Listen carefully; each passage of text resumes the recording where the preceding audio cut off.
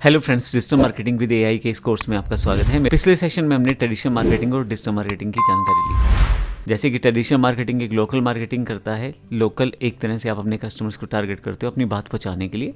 Digital marketing एक ऐसा system है जिसमें आप ऑनलाइन माध्यम के साथ अपनी जानकारी दूर तक लेके जा सकते हो। मैंने 3 टर्म्स डिफाइन की थी, डेमोग्राफिक्स, बिहेवियर और इंटरेस्ट। इन तीनों के बारे में मुझे थोड़ा सा एक्सप्लेन करना है। रीज़न, क्योंकि ये 3 चीज़ें बड़ी बेसिक रहती हैं, बड़ी इंपॉर्टेंट रहती हैं आपकी डिजिटल मार्केटिंग प्रोसेस में। अगर आपको इन 3 चीज़ों की जानकारी रहती है, अपने बिजनेस के साथ इसे जोड़ के आप आसानी से डिजिटल मार्केटिंग कर पाते हैं। देखिए, डिजिटल मार्केटिंग में आपके पास सबसे पहला जो कैटेगरी है वो डेमोग्राफिक्स है। डेमोग्राफी का क्या मतलब है? डेमोग्राफी का मतलब है पर्सनल डेटा। जिस व्यक्ति पे आप अपनी ऐड लेके जाना चाहते हैं, जिसको आप अपनी डिजिटल मार्केटिंग की ऐड दिखाना चाहते हैं, उसका एज क्या है, उसका जेंडर क्या है, उसका लोकेशन क्या है, उसकी इनकम क्या है, education level, job role, marital status, बहुत सारी चीज़ें रहती हैं जो कि पर्सनल डेटा है। और कहीं ना कहीं अगर आपके पास ये जानकारी अवेलेबल रहती है तो बड़ी आसानी से आप अपनी ऐड को उस व्यक्ति को दिखा पाते हैं।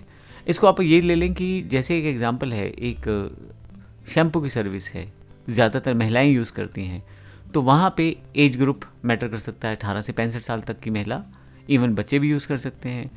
जेंडर फीमेल टारगेट है तो फीमेल की बात करेंगे। लोकेशन हो सकता है आप खास जगह के क्लाइंट्स को टारगेट करना चाहते हैं। मान लीजिए मैं अम्बाला में तो चंडीगढ़ के लोग, लड़कियों को या चंडीगढ़ की महिलाओं को ये टारगेट करके देना चाहता हूँ। उनका इनकम लेवल क्या है, अगर मुझे ये जानकारी मिल जाएगी तो मुझे बेनिफिट ये हो जाएगा ये जानना कि क्या वो शैम्पू ले पाएंगे।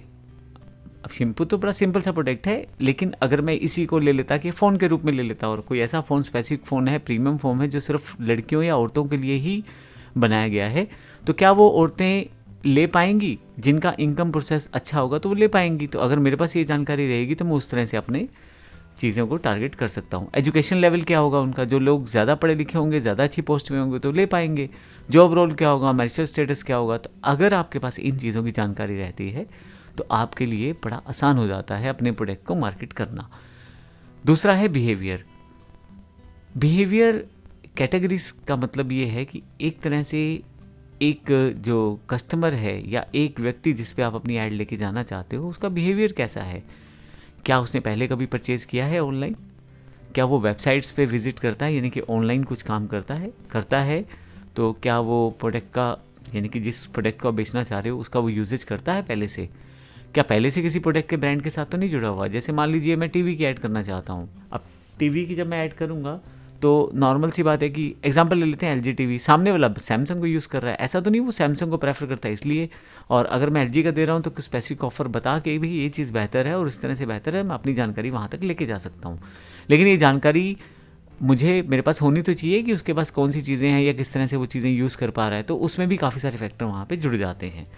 ऐप के इंटरेक्शन के पैटर्न्स क्या है, उसके किस तरह से वेबसाइट की एक्टिविटीज़ को वो फॉलो करता है।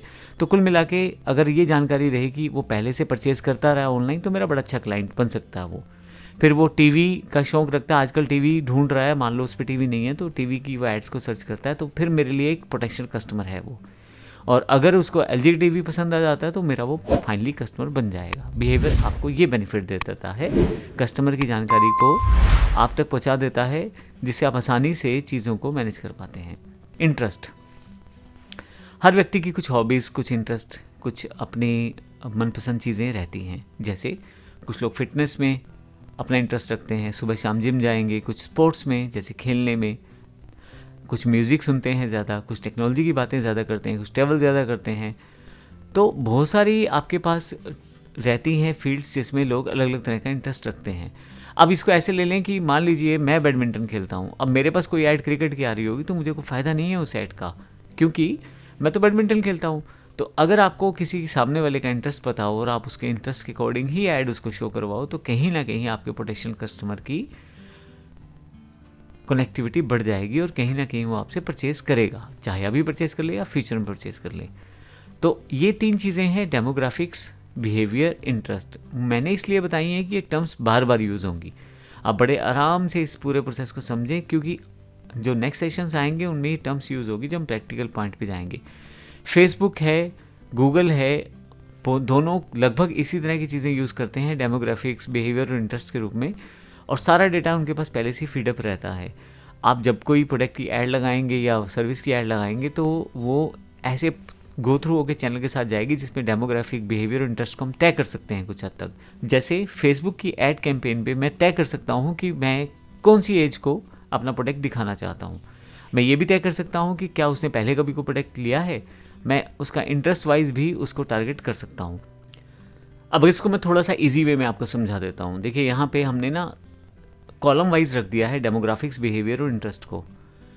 सबसे पहले एस्पेक्ट क्या है, फोकस, हमारा फोकस किस चीज़ में है, यानी कि डेमोग्राफिक्स क्यों, वो पीपल आर, लोग कैसे हैं, कौन है, क्या एज है, क्या उनका काम है, क्या एजुकेशन है, ये जानकारियाँ आप डेमोग्राफिक से ले सकते हो। बिहेवियर, लोग करते क्या हैं, क्या वो परचेज़ करते हैं पहले से, क्या वो खरीदते हैं प्रोडक्ट्स को, क्या वो चीज़ों को समझ पाते हैं प्रोडक्ट्स में, तो उनका बिहेवियर कैसा है। एक तरह से जो लोग पहले से परचेज़ करते हैं वो मेरे लिए बड़े अच्छे क्लाइंट रहेंगे, और जो पहले से ऑनलाइन पैसे नहीं खर्चते तो मैं चाहे वो अच्छे क्लाइंट हो लेकिन मैं वहाँ पे दिखा के ऐड मुझे फ़ायदा नहीं होने वाला है। इंटरेस्ट कैसा है, अब आपके पास जो अगर इंटरेस्ट की जानकारी रहेगी तो उस तरह से आप उसको बता पाएंगे। किसी व्यक्ति का इंटरेस्ट कुकिंग का है तो मुझे वहाँ पे कुकिंग रिलेटेड आइटम्स या प्रोडक्ट्स को दिखा के या सर्विस दे के फ़ायदा है। जबकि अगर मैं उसको किसी और तरह की सर्विस देना चाहूँगा तो या अगर उसको दिखाना चाहूँगा प्रोडक्ट्स कुकिंग के अलावा तो शायद उसको अच्छा ना लगे। जैसे मैंने पहले भी एग्जांपल दिया, मैं बैडमिंटन खेलता हूँ। अब अगर आप मुझे शटल्स और बैडमिंटन की ऐड दिखाएं अपनी डिजिटल मार्केटिंग के साथ, मुझे समझ आ जाएगा, ठीक है मेरे लिए ऐड है, मैं देख सकता हूँ। पर अगर आप मुझे क्रिकेट की ऐड दिखाएंगे तो शायद हो सकता है मैं उस चीज़ को स्किप कर दूँ।